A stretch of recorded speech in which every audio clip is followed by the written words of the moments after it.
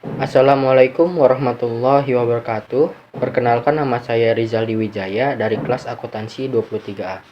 Kali ini saya akan menjelaskan tentang pembuatan laporan keuangan untuk perusahaan dagang dan jurnal penutup dan pembalik. Pengertian laporan keuangan. Laporan keuangan adalah laporan yang disiapkan oleh manajemen perusahaan untuk menyajikan kinerja dan posisi keuangan pada suatu titik waktu. Pentingnya laporan keuangan perusahaan dagang. Yang pertama, sebagai gambaran kondisi perusahaan. Yang kedua, bahan pertimbangan dan pengambilan keputusan. Yang ketiga, bentuk pertanggungjawaban. Yang keempat, gambaran kredibilitas perusahaan. Laporan arus kas. Laporan ini berfokus pada keluar masuknya uang kas pada perusahaan selama metode periode tertentu. Laporan laba rugi. Tujuan dari laporan laba rugi adalah untuk mengetahui performa perusahaan selama periode tertentu. Selain itu, laporan ini juga bisa menjadi bahan acuan untuk mengambil keputusan pada periode selanjutnya. Yang ketiga adalah laporan piutang.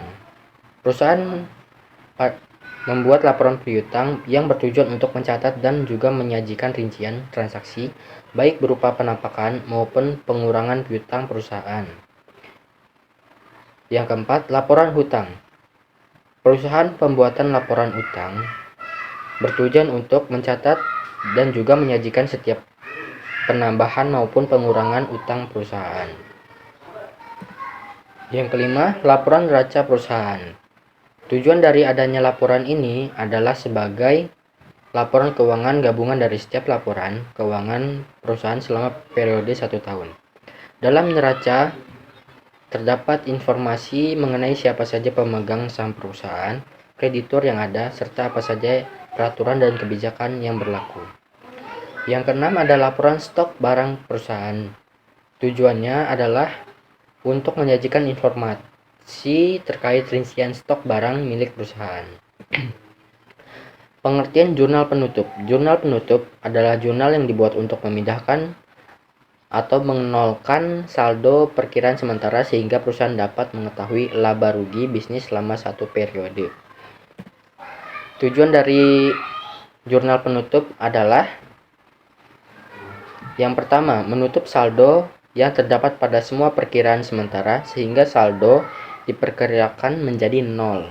Yang kedua, menunjukkan saldo rekening modal yang sesuai dengan akhir periode. Yang ketiga, memisahkan transaksi akun beban dan pendapatan dari saldo periode sebelumnya.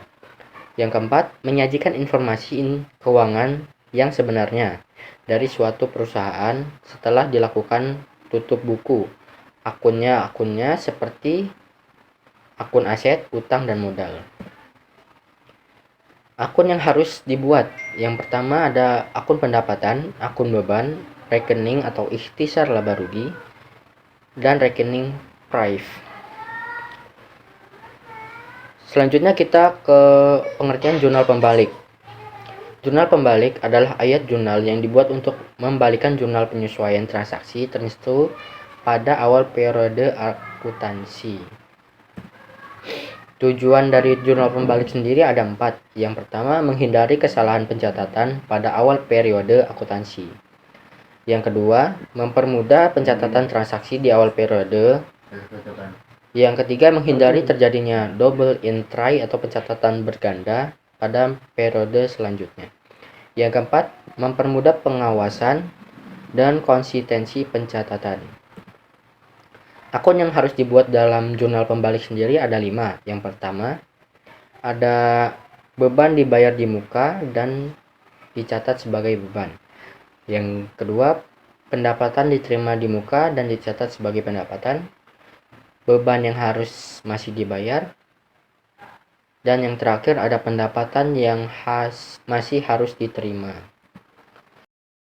Sekian presentasi yang dapat saya sampaikan tentang materi kali ini. Assalamualaikum warahmatullahi wabarakatuh.